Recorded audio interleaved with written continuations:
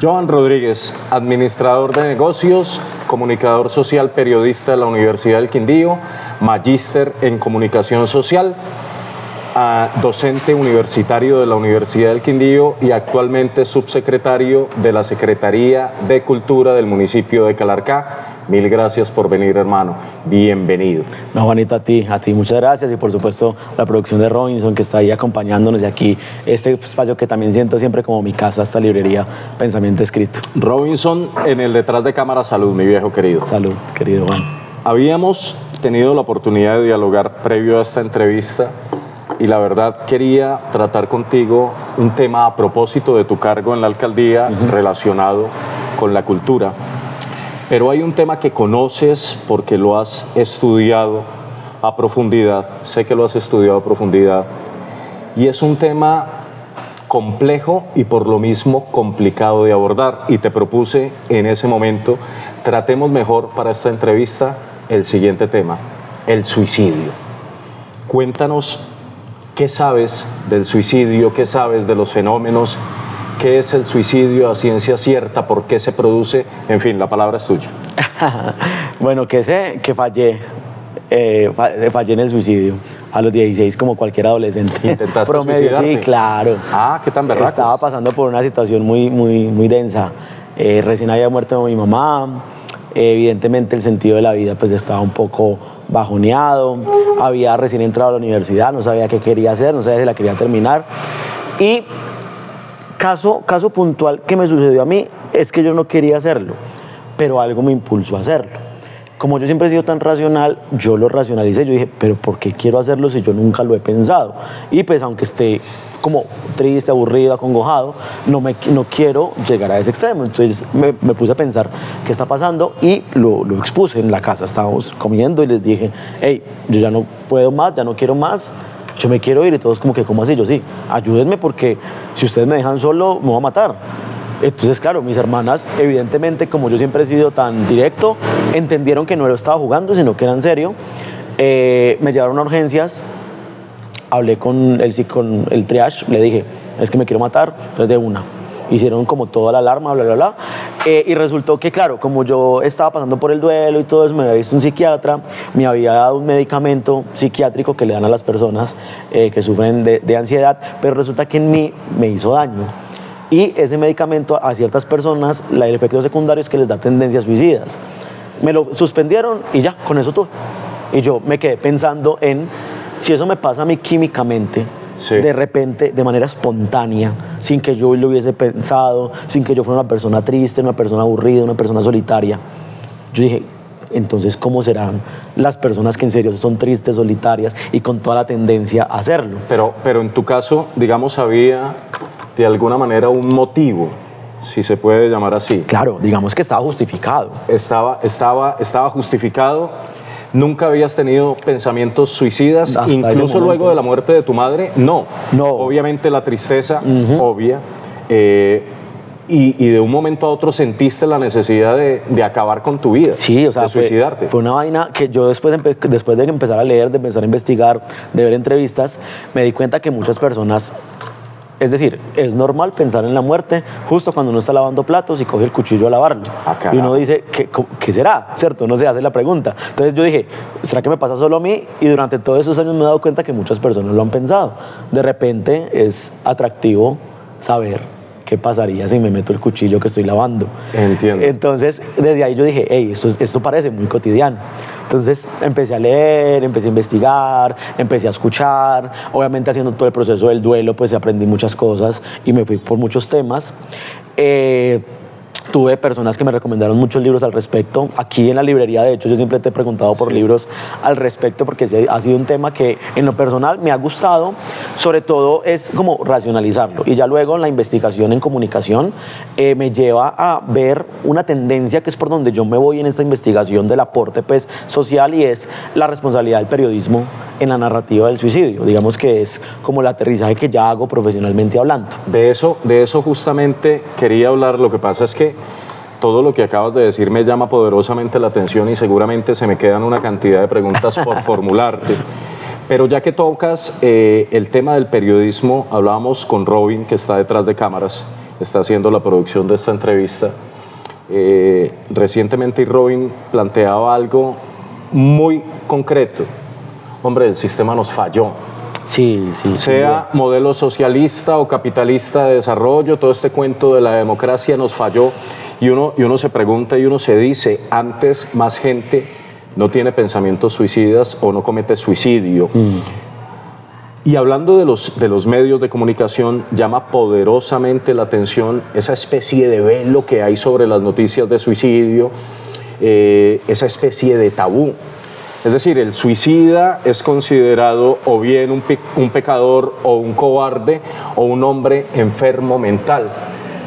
Y quizá por eso, lo digo desde la ignorancia, porque no conozco los entresijos del periodismo y cómo lo manejan en las agencias periodísticas, ¿por qué, Joan, concretamente la pregunta, ¿por qué no se aborda el tema del suicidio con nombre propio, sino que sale una noticia, a la niña la encontraron sin vida, a este muchacho la encontraron sin vida, Es decir, la palabra suicidio prácticamente ni se escribe, ni se menciona, ni se toca.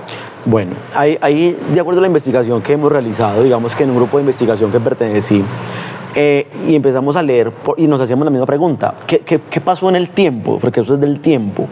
Y primero el suicidio es más común que la guapanela, ¿sí? Sí. Porque está desde la Biblia, que digamos que es el primer de los libros pues, que leemos, que las personas tienen acceso de manera viral gracias a Gutenberg, bueno, toda esa historia.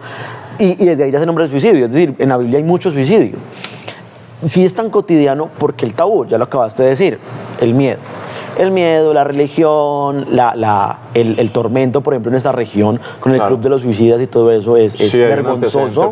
Claro, es vergonzoso para las familias. Sí. Y uno lo empieza a notar en libros que de repente la gente enferma y muere, o desaparece y muere, ¿sí? Pero no se nombra el suicidio. Entonces, desde los medios de comunicación hay un debate grandísimo con el tema de la psicología, con el tema del suicidio y con el tema de la visibilización del acto suicida, porque hay diferentes. Está el pensamiento suicida, el acto suicida, el suicida y se me escapa uno, hay un cuarto, ahorita me acuerdo.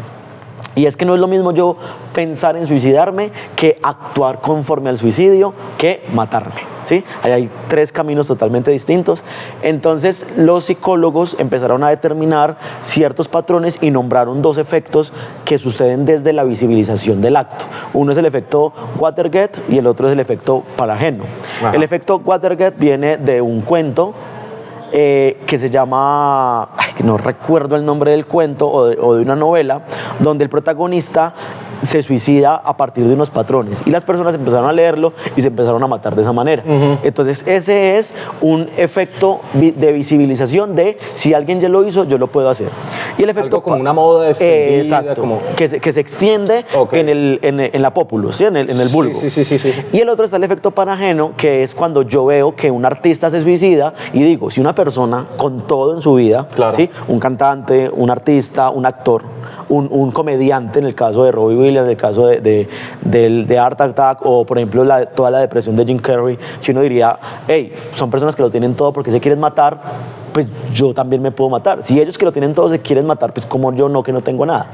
Ahí están los 2 efectos. Hace algún tiempo, a propósito del tema de la depresión tan en boga hoy por hoy, y la ansiedad, estas vainas que parecen enfermedades creadas, y sé que no lo son, pero que de alguna manera en el imaginario, sobre todo de los adolescentes, se vuelve como una especie de moda, ¿verdad? Sí.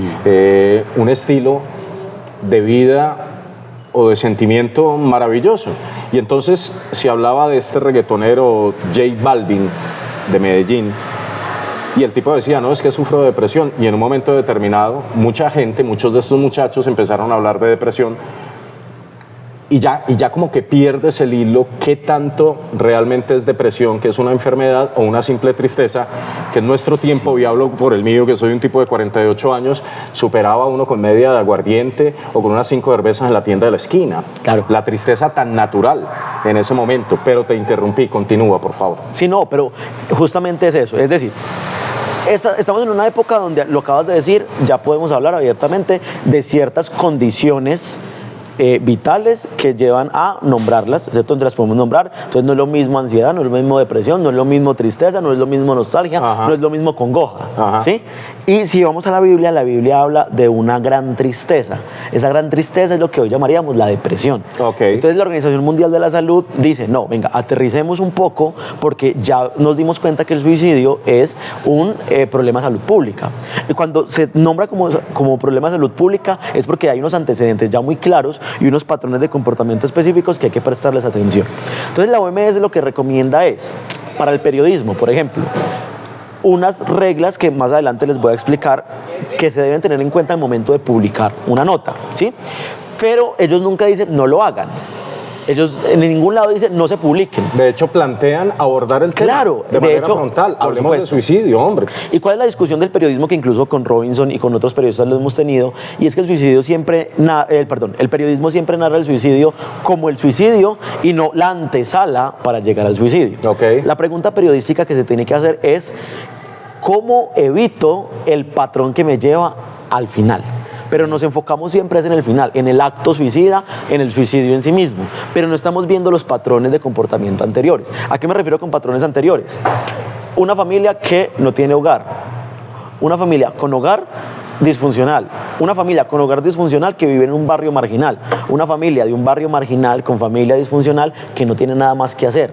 Una familia que no tiene nada más que hacer, sin trabajo, sin espacios, sin cultura, sin deportes, fin.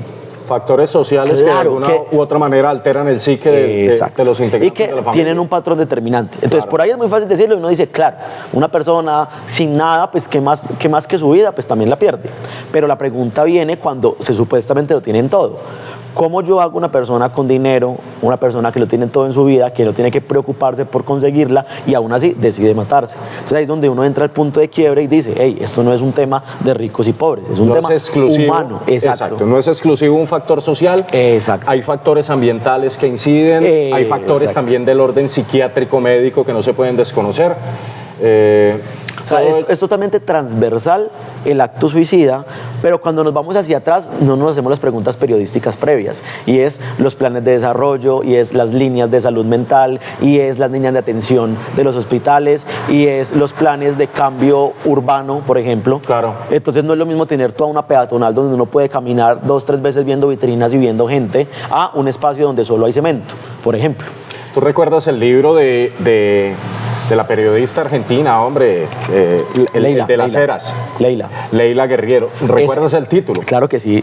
Los suicidas del fin del mundo. Los suicidas del fin del mundo, que era el estallido de suicidios en la Patagonia Argentina, en las eras. Pero entonces la historia es muy buena, Juan, ya que lo mencionas, porque ese me da la base como periodista de lo que debería ser el suicidio. Y es, claro, muchos libros de suicidio han sido desde la ficción, desde la novela, desde lo médico.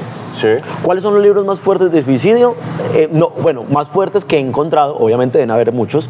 Leila es uno, y es que esa noticia surge por un periódico que ella se encuentra, y es como que se mataron 16 niños en las eras. Y ella pregunta en consejo de redacción, venga, ¿cómo diablos? ¿Cómo se matan 16 niños? Como que así, pues que eso es un pueblo minero. Ella como que no, pero allí debe haber una historia. Entonces el Gato Pardo le dice, bueno, va a investigue pues. Ajá. Porque es Leila, porque la conocen, porque puede hacer lo que le da la gana, ¿sí? Pero entonces le toca a uno primero ser alguien como Leila, claro, para poder que le digan, va a investigue pues y traiga la historia. Claro. Ese libro me sirve de base para lo siguiente, y es, primero, no es un libro concluyente, sino que deja las preguntas abiertas. Segundo, es un libro que entra y empieza a preguntar, ¿usted qué piensa del suicidio? No, es que ella se mató porque el novio la dejó. Ah, bueno, listo, 1. El segundo, no, mi hermana se mató porque le fue mal en el colegio. Ah, listo, ya es distinto, ya no es amor, sino es un problema, listo. Sí. ¿Por qué se mató? No, porque no tenía trabajo. Ah, listo. ¿Por qué se mató? No, porque era muy alta. ¿Cómo así? ¿Y este por qué se mató? No, porque era muy gordo. ¿Y este otro? No, porque era punqueto. ¿Y este no, porque era muy religioso? Porque era gay. Otro. No, este porque era gay. Este porque este. Y ella tiene 2 párrafos maravillosos donde dice por qué. Porque era grande, pequeño, porque era así, porque era no, porque era hombre, porque era mujer. Entonces, claro, cuando ella pone esto, uno dice, no hay una tendencia real. Pero, ¿sabes? Yo no sé si lo comenté contigo. En ese libro noté un patrón y un elemento siempre presente, Joan. El frío. Tú lo mencionaste. Y el viento. Y el frío colando, estamos hablando de la Patagonia, claro. Y el frío colándose por debajo de las puertas y por entre las ventanas. Una vaina insoportable. Obviamente no estoy diciendo que ese fue el detonante, pero siempre me llamó la atención que Leila formulaba varias veces lo mismo y retrataba varias veces ese frío porque ella estuvo allí, hizo la crónica y lo sintió. Y pudo conversar con los habitantes y ese frío era permanente. De hecho, la Organización Mundial de la Salud habla del ambiente, no habla del clima, obviamente, pero pues el clima, sabemos, hace parte del ambiente, entonces me llama poderosamente la atención. En un estudio, porque a propósito de este tema, estuve leyendo un informe de la Organización Mundial de la Salud, un estudio hasta 2021 que desarrollaron, y hablan de que en promedio 720.000 seres humanos se suicidan en el mundo. De esos 720.000, la gran mayoría de suicidios ocurren entre personas entre los 15 y los 29 años. Y el 73% de esos suicidios se sucedieron en países de ingreso medio y bajo. Es decir, lo social desde luego afecta. Lo social desde luego afecta. Sin duda. Pero obviamente no es el único detonante.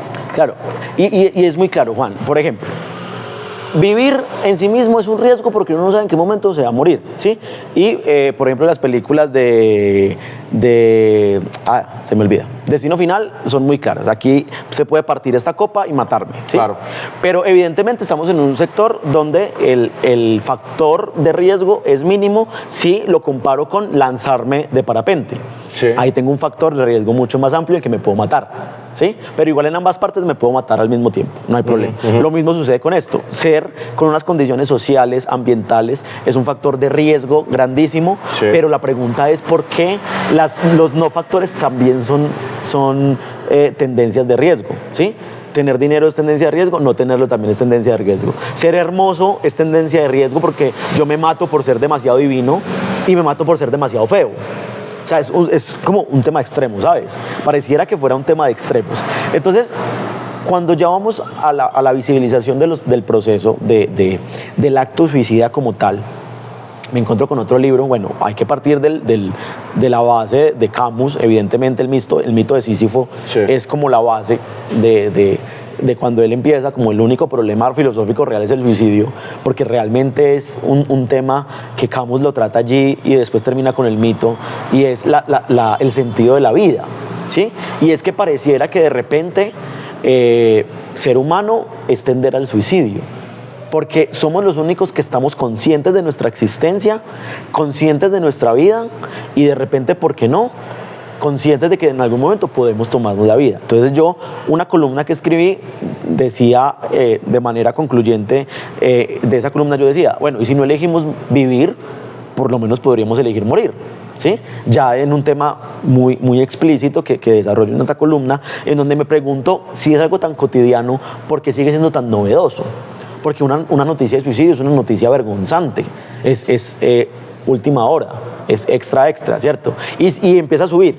Claro. Si es una persona pobre, uno dice, pero pues claro, no tenía trabajo. Si es una persona rica, claro, tenía muchos problemas. Si es una persona con deudas, pues cómo no si tenía tantas deudas, ¿cierto? La Organización Mundial de la Salud afirma problemas de alcoholismo en clases altas, de consumo de narcóticos, pero todas esas preguntas, casi que incógnitas o sin resolver, te llevan a ti, o a mí me llevan a hacerme otra pregunta, y en ese orden de ideas me gustaría citar a Jan Amery, el autor austríaco, en su libro, por acá lo tengo apuntado, Levantar la mano sobre uno mismo, discurso sobre la muerte voluntaria.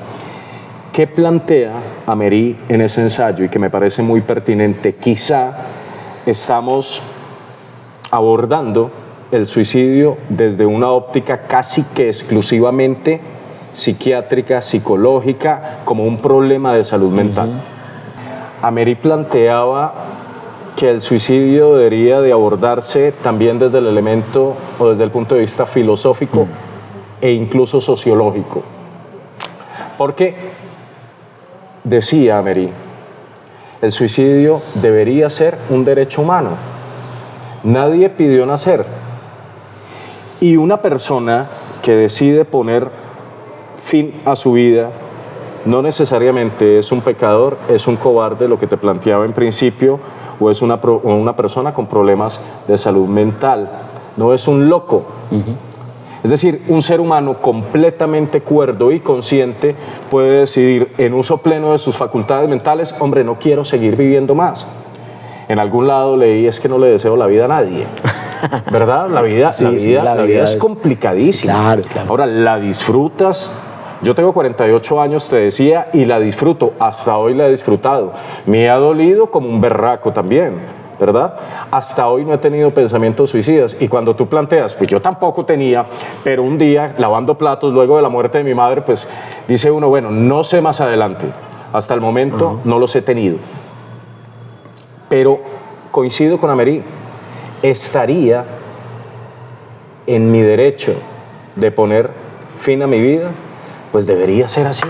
Claro. Debería ser así. Y el tema ahí entra, Juan, con la eutanasia y la discusión que tenemos la eutanasia actualmente. Es otro tema complejísimo, hermano. Sí, claro. Actualmente con la eutanasia, que es un tema moderno, entre comillas, porque no es concluyente. Como el aborto, aún no es concluyente, ¿cierto? Sí. Digamos que tenemos unas normas, pero hoy Colombia sigue siendo un país que cuestiona la eutanasia.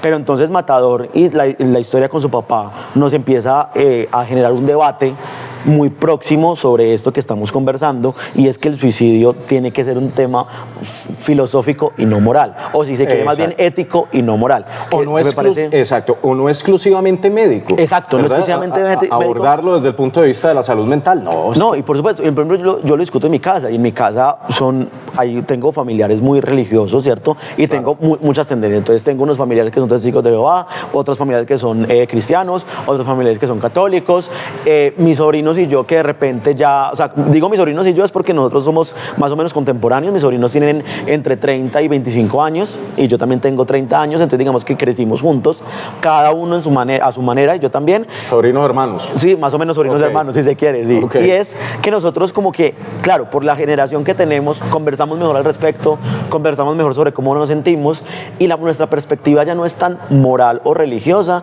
sino es más como crítica, y es, puta, si en algún momento ya no hay nada, pues me mato y ya, ¿cierto? Claro. Y con unos amigos que hemos hablado. De vivir, estoy en todo el derecho de es decir, sos un cobarde, sos un irresponsable porque dejas unos hijos y a tu, qué sé yo.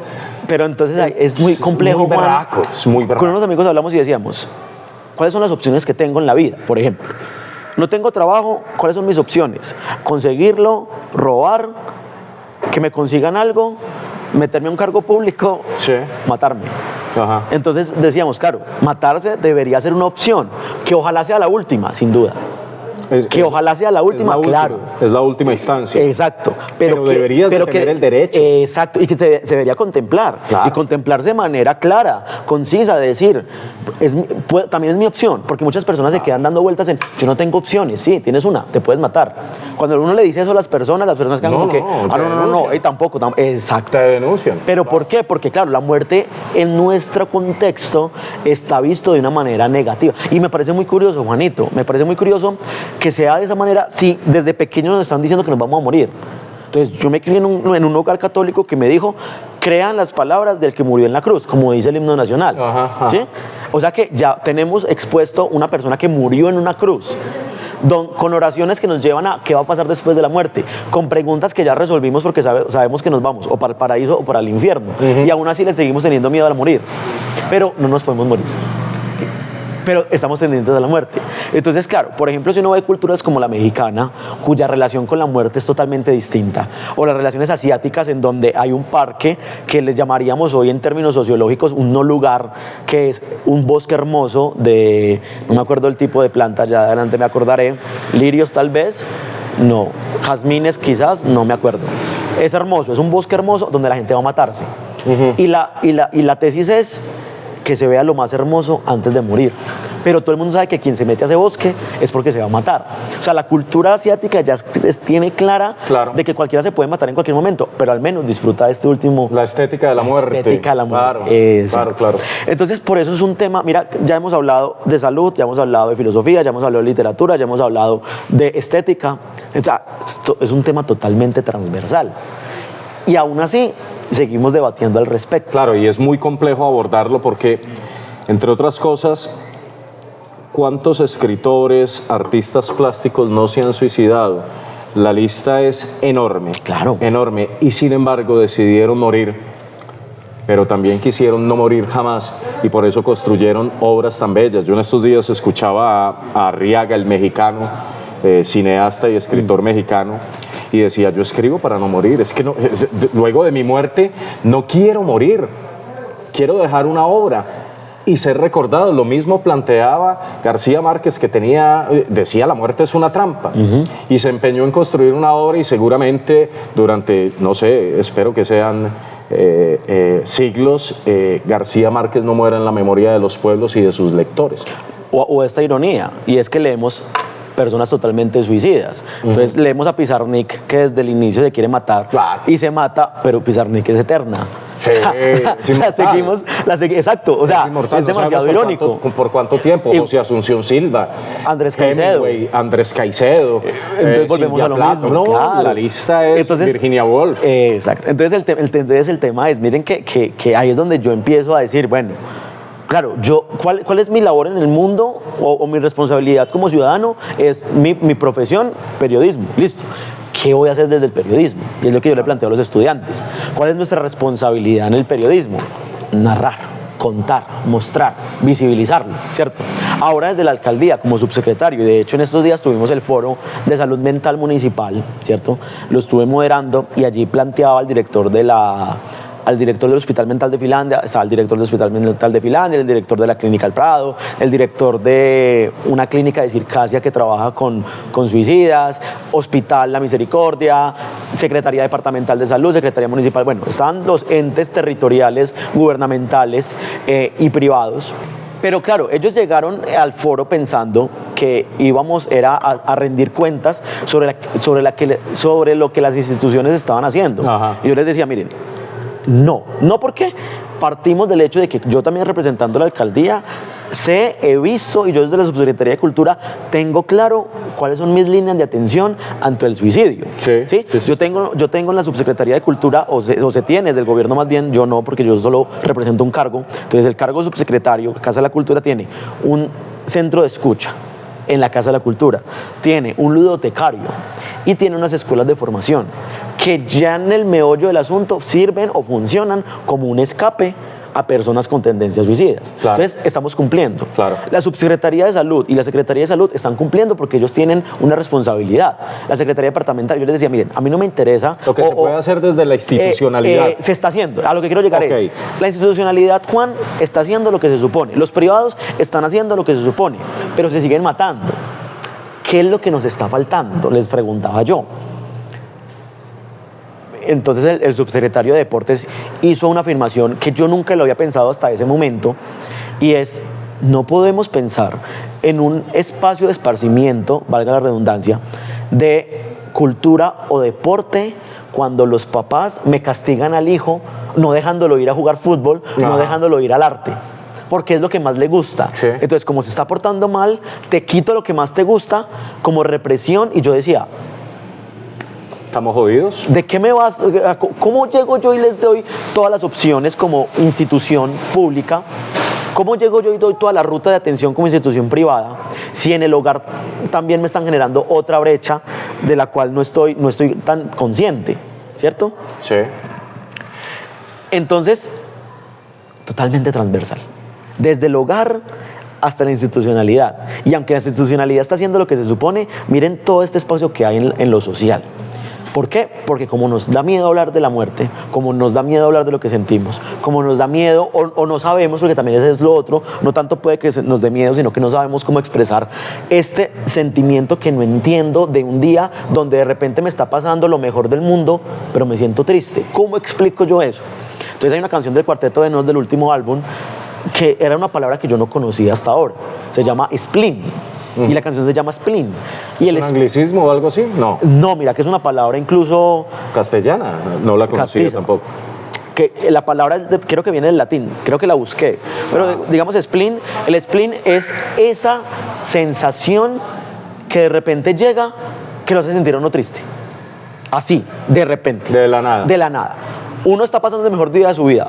Voy a un, no sé, a un parque de diversiones donde la adrenalina está al tope, donde uno no tiene cómo sentirse triste porque está pensando en no morirse precisamente porque la adrenalina es esa, y de repente uno se siente triste, uno se siente bajoneado. Estoy en la mejor fiesta de mi vida, 2 de la mañana, totalmente borracho, totalmente drogado si se quiere, y de repente me apagué y me hice triste y no se sabe por qué. Hermano, ese tema me llama la atención porque considero, Joan, que nada se da realmente por generación espontánea o muy pocas cosas. Es decir, el spleen, me dices tú, así, ese estallido emocional tendiente a la tristeza y a la amargura, estando en un día maravilloso. Creo yo que es un acumulado, que algo viene de atrás que en determinado momento me detona. Ahora, saber de dónde viene, pues es lo complejo.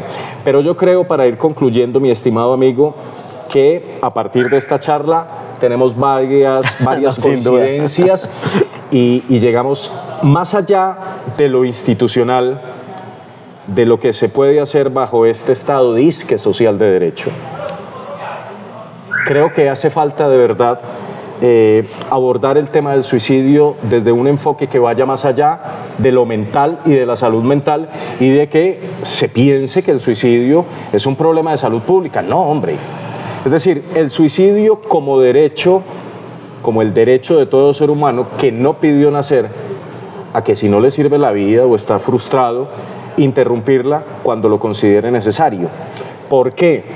Porque esto nos va a permitir, si el hombre lo expresa, el hombre o la mujer, quiero decir, hombre, estoy mamado como lo expresaste tú en un momento determinado, sin ningún tipo de tabú, sin ningún tipo de vergüenza, sin ningún tipo de velo, de veta o de veda, perdón. O de vergüenza. O de vergüenza, pues de pronto, hombre, ¿pero por qué? Y vamos todos a acompañar, a hacer el acompañamiento a ver si logramos salvar esa vida. ¿Para qué? No tengo la más remota idea. Es que eso que viene de ahí en más, no tengo la más remota idea.